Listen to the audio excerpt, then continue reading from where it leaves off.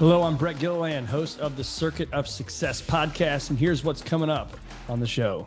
Are you challenging yourself every day? Are you having new experiences? Are you looking for ways to expand your life, both in opportunity and in resources? And ask yourself that. Who's in control? I mean, I happen to be a control freak, so that was an easy question for me at that point in time. Yeah. Do I want to be in control of my life, or do I want somebody else in control of my life? And do you think that you've always believed in yourself, or is that a muscle that you've built over time? Welcome to the Circuit of Success. I'm your host, Brett Gilliland, and today I've got Sharon Lechter with me. Sharon, how you doing? I am fantastic, Brett. Thanks so much. Look forward to talking to you. Oh, look forward to it. I've been looking forward to this interview for a while. You're going to see me holding this book if you're getting to watch this. You've probably seen this a time or 4,000 times, and this is Rich Dad, Poor Dad. You are the co-author with Robert Kiyosaki on that, and it's cool. I read this again in 2022, so I wrote down. For years I write down when I read the book, and can able to do the math on my age and stuff. And so I originally read this book in 2002 when I was 24 years old, and I read it again last year in March when I was 44 years old. So it's kind of crazy to think, the things you get from one book, reading it as a 24-year-old and now as a 44-year-old, you connect a little different with it. And so I reached out to you and I said, hey, I got to have you on the podcast. And you were kind enough to respond, and here we are. So that being said, you've done that. You've written tons of books, and you've had you're a 5-time New York Times bestseller, an author, a successful entrepreneur, philanthropist, CPA, you name it. You've been doing it. I'll shut up now and let people talk to Sharon Lechter. So if you can, Sharon, tell us a little bit more about what's made you the woman you are today. Well, thanks, Brett. Yes, when I first started, I lived in a very lower middle class house with my parents. We had a little house between my mom's beauty shop and my dad's used car lot, and we owned rental properties. So I've been in real estate investing since I was 10. I had to go scrub out the bathrooms between tenants. And we were orange groves, and I swore I would never be an entrepreneur. I saw my friends whose parents were CEOs of companies or military officers, and I said, that's what I want. I want to become a sophisticated professional. So I went to college, got my degree in accounting. I was one of the very first women in public accounting in Atlanta, Georgia, single, CPA, having fun in Atlanta. About the ripe old age of 25, I realized my parents were pretty smart, because I was working incredible hours and not in control of my life. And I said, this is crazy. So I had the opportunity one of my clients invited me to go into a company. He was buying out of bankruptcy, actually, to invest in a new company. It's like, okay. So I went back to my condo and said pros and cons. Back then it was before PCs, so the old yellow legal pad. The old T-chart. That's right. And it didn't help me a bit, because I could argue both sides. Mobile, rising career in public accounting versus the opportunity to own a piece of the rock. And so my hand kind of took off across the top of the page and wrote, why not? And that really is still my mantra today. Why not do something different? Why not solve a problem, serve a need? Why not take the path less traveled? And I think in our society today, too many people ask the question, why, waiting for somebody to tell you what you should do. And why not comes from within. Why not do something that you know you need to do that can solve a problem or serve a need? So that's really been my mantra. I left public accounting, met my husband, then I've never looked back. Started women's magazines, talking children's books, and then on to Rich Dad. So amazing. So when you think about that, we can go back in time, and that's scary, I would assume, right? Because one was assuming on the T chart we were talking about, the left side, let's call it the accounting side, had a guaranteed paycheck, probably, right? It had a check coming in every 2 weeks, and health insurance, probably, all these things. Whereas the one on the right side, it didn't have any of that, I would assume. And so when you think about that Sharon Lechter, and you think about the person right now that's struggling with that of, I want to follow my dream and this passion, but man, there's no guaranteed success there versus this every day, every 2 week check. What would you tell that person right now? Well, sometimes you have to close a door for other doors of opportunity to open. When I made that decision, it turned out to be the worst business decision of my life, Brett. But as Napoleon Hill says, out of adversity comes a seed of an equal or greater opportunity. Had I not made the decision to leave public accounting, I would never have met my husband, Mike Lechter, and we've been married 42 years. So my worst business decision became my best life decision. But if you're in that position where you have to make a decision between something that's safe and secure, you think it's secure, ask yourself truly how secure it is, versus something that is something new, a new experience. And again, ask yourself, why not try something different? Because there are lots of reasons why not. If it's not legal, don't do it. But I think people we change is inevitable, and as the world has proven over and over again, the safe, secure job no longer exists. So are you doing are you challenging yourself every day? Are you having new experiences? Are you looking for ways to expand your life, both in opportunity and in resources? And ask yourself that. Who's in control? I mean, I happen to be a control freak, so that was an easy question for me at that point in time. Yeah. Do I want to be in control of my life, or do I want somebody else in control of my life? And do you think that you've always believed in yourself, or was that a muscle that you've built over time? Yes and yes. Okay. I was raised in a home where I was told I could do anything I wanted to. And if you imagine my age, I was many, many times the only woman in the room. I started my career before they even had the term glass ceiling. And we just knew that if we wanted to succeed, we had to work harder than men. But I never looked at it as a male versus female thing. And Yeah. for me, it's you just make that decision to continue moving forward. That being said, there were many times when I was insecure, not sure what I was going to do, afraid, fearing of what was going to happen. And but I would come back to you either win or you learn something, right? There's no win lose. You win or you learn. And so I would act in spite of the fear. Courage is acting in spite of fear, not because of it. So Yeah. So, and again, back on those early days, I mean, what was the grind like? Yes, now you've got all these different revenue sources and income, and I know you're very open about talking about money. So that's why I asked the question but what was it like when you didn't have money and you didn't have so many different revenue sources? What was it like back then? well, you have to make choices. Yeah. I started working when I was 15, and so my father and mother instilled those money habits into me really early on. And so I always lived within my means, and understood that I was very kind of alone in that process. A lot of my friends were getting into debt. But you have to make choices. You make choices that work within your budget, give you the opportunity to set money aside. And today it's even more important to pay attention to where the cash flow is going. With Yeah. every dollar you receive, you have a choice. You can keep it and invest it and have it work for you, or you can spend it and it goes away.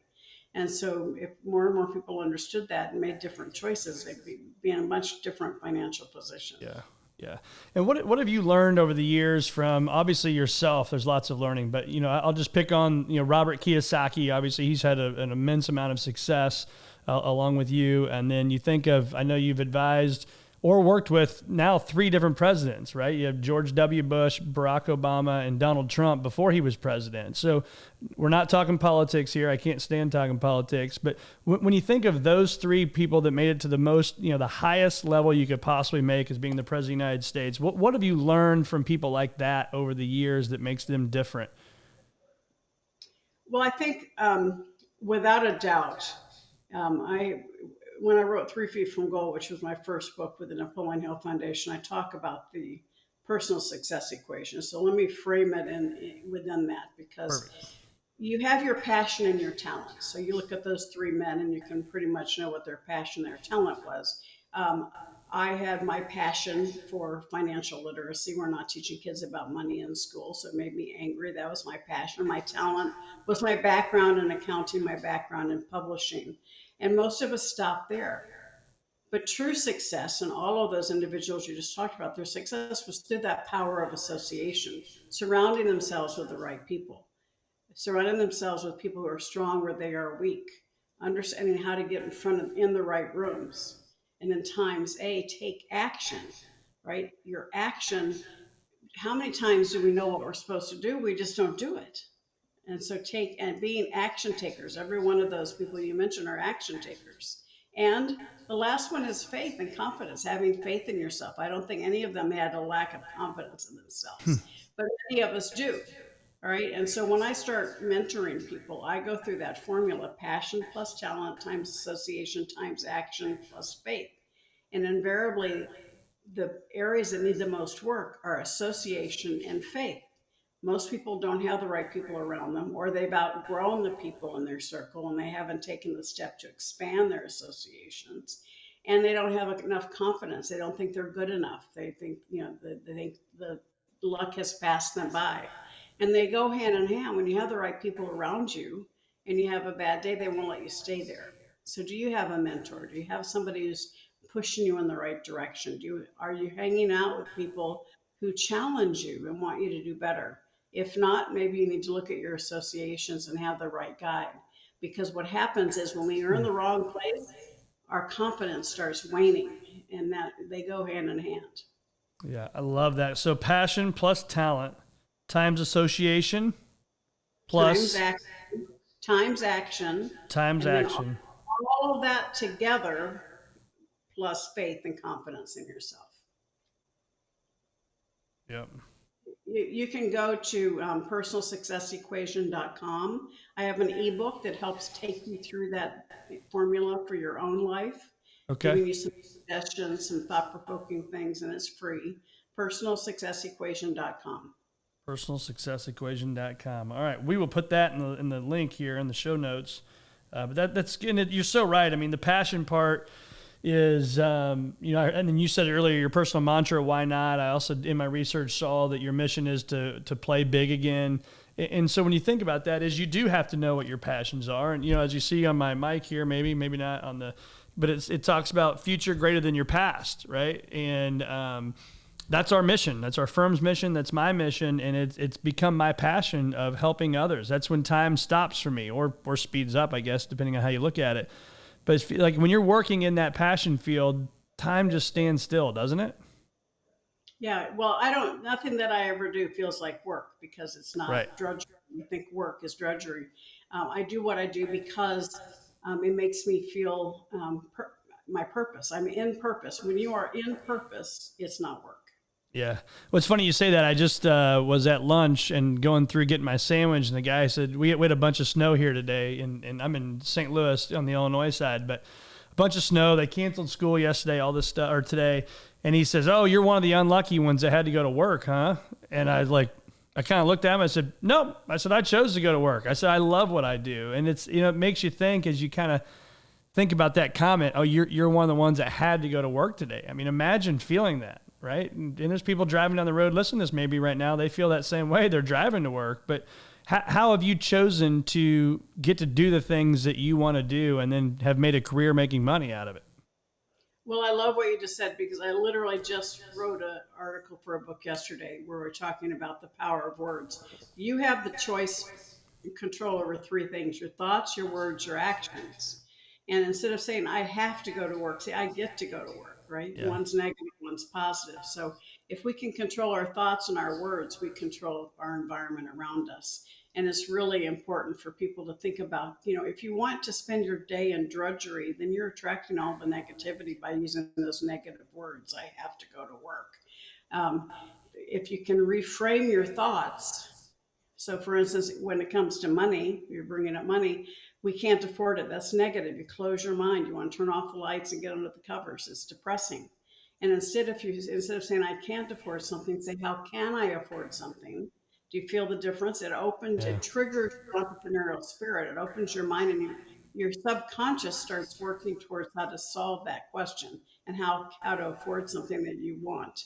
And so the choice of your words are very, very important. Thoughts, words, and actions. Yep. Yeah. So hence the name of this podcast, the Circuit of Success. One of the circuits, if you will, is action. I believe in your attitude, your belief system. Ultimately, the actions that you take get the results that you want to have in your life, right? So attitude, actions, beliefs. So I couldn't agree more because so many people just think, oh, I'll write it down on a piece of paper, this great business plan. but they don't take action, right? It stays in the top right drawer of your office desk or wherever, and they don't take action. So when you think about taking action, like what does your day look like when you wake up in the morning? Do you pre-plan it? Do you plan it as you go? What's that look like for you? Well, every day is slightly different. I know overall what my long-term goals are, and I time block so that I can not have to worry about what's going on. I have time set aside. So, for instance, this morning I'm working on a new book. So I had time scheduled this morning that nothing else was happening except me accomplishing what I needed to on this new book. And so each of us has to think about how are we going to accomplish what works best for you. And you have short-term goals, you have long-term goals, and then you have immediate action. What can I get done first thing in the morning to make me feel better about myself? So it gives me the energy to keep going. Check off a few of those quick and easy things in the morning, and then start tackling the big ones. Yeah. So if I stole your phone and looked at your calendar, would I see that book? Like, do you already know next Thursday or 3 Thursdays from now what's going on? Pretty Yeah. much. I do a lot of time blocking, and right now I'm in the midst, as I said, of a new book. So there's you know, a lot of definite white space on my calendar that is for the book, and so it's Yeah. kind of like to everybody else, is stay away. Yeah. Yeah, exactly. And I think that's true for most successful people. I mean, I know I look at my calendar, I know things that are going on 4 months from now, right? I mean, you kind of just go ahead and, like you said, call it time blocking, put it in there and on repeat. I think that's important. And for you to know, if you have staff, for your staff to know, I mean, it's that communication almost without the communication is everybody knows what the calendar needs to look like. And then if we just show up and execute, we take action, do the things we need to do. That's the recipe for success, right? And so I want to go back a little bit to this book, the Rich Dad Poor Dad, because this was, I would assume this was the one that kind of started it all. Would you agree with that? From a standpoint of the personal finance brand, yes, Yeah, Rich Dad, yeah, came out with a game, and as I was helping Robert with the game, he told me he wanted to charge $200 for it, and I said that's kind of pricey, because I was just helping him as a friend, and yeah, said maybe you need to write a brochure for the game that explains the philosophy that would encourage people to spend that much money.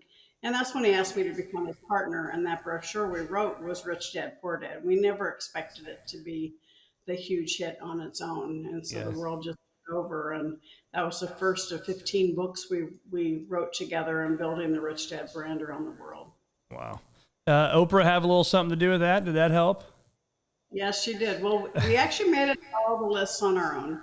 We worked really hard, and I literally was packaging books up in my living room, my dining room table, because this was before Amazon, before the Yeah. internet, believe it or not, dinosaur times. And so I knew how we could get into the bookstores from a standpoint of information. And we would do radio broadcasts all over the world, and they would go on to the Ingram at that time to find the publisher of this book. So I'd wake up in the morning there'd be a pile of orders on my fax machine, and I'd package books one at a time out to bookstores all over the world. And that's Wow. in January of 2000. We released in 1997, April of 97. And in January of 2000, we hit all the major lists. And then in April of 2000, we got the phone call from Oprah, which of course helped us just 10x from there. So. Yeah.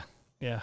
Amazing. That is amazing. So when you look back on your career now, what would you tell the 35-year-old Sharon Lechter? What advice would you give her?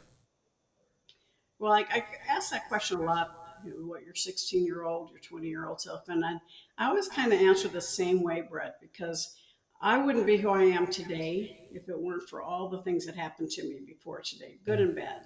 And so I try not to look back. I just try to look forward. But for any young person that I'm speaking to, I talk about the importance of being true to yourself, because each and every one of you was created to be the perfect rendition of you, not me, not Brett, not someone else. And so you have a role to play on earth. You have a purpose. So stand in your own power and find your purpose and make decisions that are right for you and your family. And we don't, we live, too many of us live in the world of shoulda, coulda, woulda, and we have to think about what can I do, what's possible, and look to Yeah. the future. We are all today where we are today because of the choices we made before today. And if you want something different, something better, something more, start making different choices today. Yep. And what's that process for you like when you think, okay, I got to make different choices? Are you a planner? Are you like, do you have certain times throughout the year you do goal planning, goal strategies? Like, how do you make a change in maybe a habit or a new thing that you're going to go out and do? Well, things change based on what quarter of your life you're in. I mean, obviously, I've been financially free since I was 38, but we still have goal setting and time where we think about the multiple businesses that we own as well as our personal life. And Yeah. so we think about, family comes first. What do we want? We just literally came back 2 weeks ago from being in Costa Rica with our family for 2 weeks. That takes a lot of planning, lots of different schedules for one of us. And I think it's really important to focus on one big life. As too many of us think about work or money, and we have to really think about our faith, our finances, our friends, our fitness, our all of that comes together to have one big life. And if I could change anything in the past, it would be to focus on making sure we don't lose sight of one of those things because of the importance of another. And it's, we Yeah. only get around this world once, and we need to make the most of it. And I know too many people who get to the end of their life and they have a lot of money, but they've lost their relationships along the way. Yeah. And a lot of people have very wonderful relationships and they're comfortable and they're very, very happy. So which word do you want to be? Do you want to have the material things? Do you want to have the money at the expense of friends and family? Or do you really want to have a well balanced life where you get up every single day excited about what that day is going to be and who you're going to be able to spend it with? Yeah, I agree. I mean, I call it my F to the sixth power, and it's faith, family, fitness, fun, firm, which is work for me, and then my finances, right? And those, and you just said most of those things right there. And I think I do a scorecard every 90 days for myself and for people I coach. And I think it's important to not let one get too far off the reserve, right? Because I think if we're not checking in with ourselves, in my opinion, weekly, if not, more often, but what have you done personally to make sure that one doesn't get, drift off to the side too far and it's almost too late to even bring it back? Well, I believe it's never too late to bring it back. Obviously, your health is something that you can get too far to. You have to make some drastic changes. For me personally, I think we've had a pretty well balanced life. Very happy. Mike and I've been married 42 years. If anything, I dropped the ball on is probably my fitness because I was so focused on work and driving and doing other things I didn't pay attention to my personal health. And that's one of the things we're focused on now is trying to get ourselves back on the at the prime level because we're both my husband's 73 I just turned 69, so it's Yeah. it's a big issue when you get to that last chapter of your life, so you want to make sure that you are able to fill it, live it with our youngest grandchild is 5. We want to be very vital and be able to be there for her for a long time. Yeah. How many grandkids do you have? We have 4, Awesome.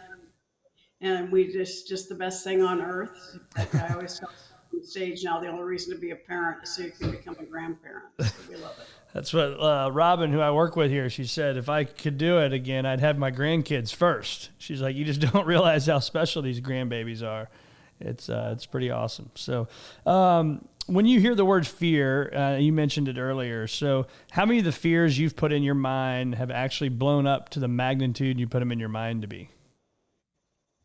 Well, fear is something that can get blown up very quickly in your subconscious. And the book Outwitting the Devil I wrote was originally written by Napoleon Hill as a sequel to Think and Grow Rich about overcoming fear. And I think it's really important. It was locked away for 72 years because his wife was afraid of the title.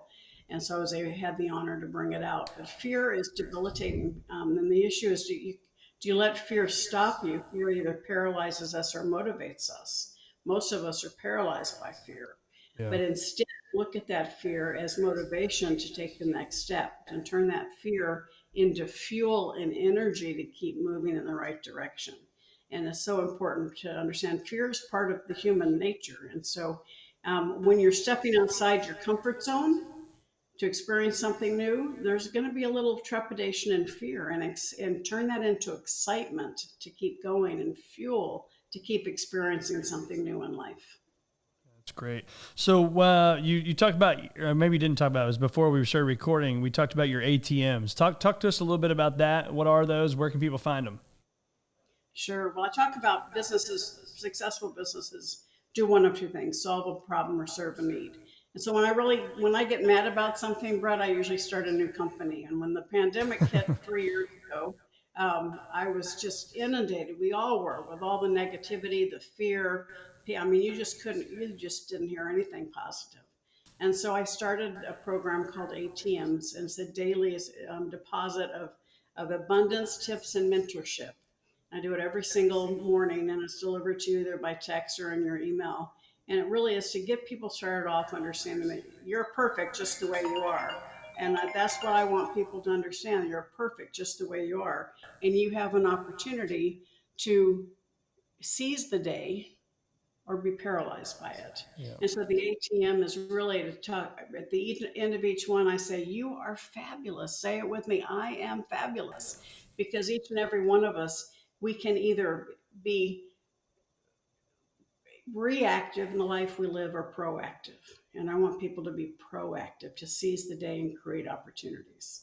Yeah. And I think to your point there that you are perfect, all those things you say to yourself, I mean, you start to believe them, right? The more you say them. And I think back to Think and Grow Rich, which obviously you're very, very familiar with that. Another book I read when I was 23, 24 years old that was very instrumental in my life.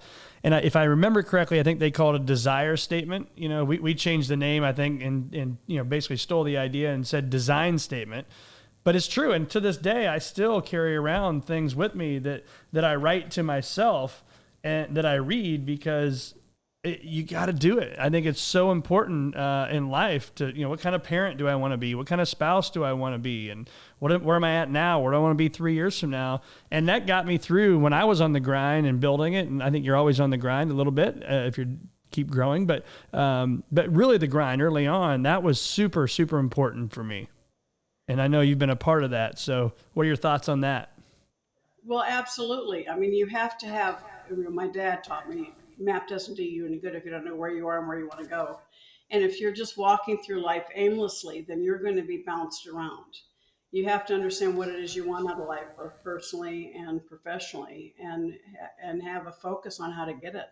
And now, obviously, you have to be resilient. You have to be able to change directions if you have to, but your overall goal doesn't change. When COVID hit, a lot of people were talking about they were having to pivot, and I said, no, you're not pivoting. You just need to adjust, recalibrate. If your goal is the same, your goal doesn't change. It's just the way you approach it has to change. I use the analogy: you want to sail your boat to Catalina Island from the coast of California, and the wind changes, your goal doesn't change, but you have to recalibrate, adjust your sails, and be able to get to where you want to go. It's the same thing in life. We Yep. think something's going to happen, it doesn't, and we go, okay, well, that doesn't change my end goal. What do I need to do to get back on course? Yep. Love it. So where do our listeners find more of Sharon Lechter? Well, thank you, Brett. Yes, Sharon, I'm kind of Sharon Lechter everywhere. SharonLechter.com, Sharon Lechter on Instagram, Facebook, and my professional page is Author Sharon Lechter on Facebook. And Okay. then just welcome everybody to reach out to me, info@SharonLechter.com. I have information about my business retreats at my ranch in Arizona, business about mentoring, and my online programs are all SharonLechter.com. Awesome. We'll put all that in the show notes. And Sharon, it's been so awesome having you. And I, again, just want to go back to think about a book that you read 20 years ago. And, that 20-year-old kid or 24-year-old kid, probably didn't think 20 years later he'd be interviewing one of the authors. And I just think it's funny how life works out. And I also think that, say it again. You have one of the first editions there, my dear. You still have Oh, one is of the that first. right? Yeah, it looks a little different now, doesn't it? But man, it's an amazing book, and what an impact that you've made in your career. So I just really appreciate you spending some time with us and our listeners today on the Circuit of Success. Thank you so much, and I appreciate you doing this. It's all power of association, so I'm happy to meet you, and I look forward to getting to know you even better. Awesome. Thank you so much.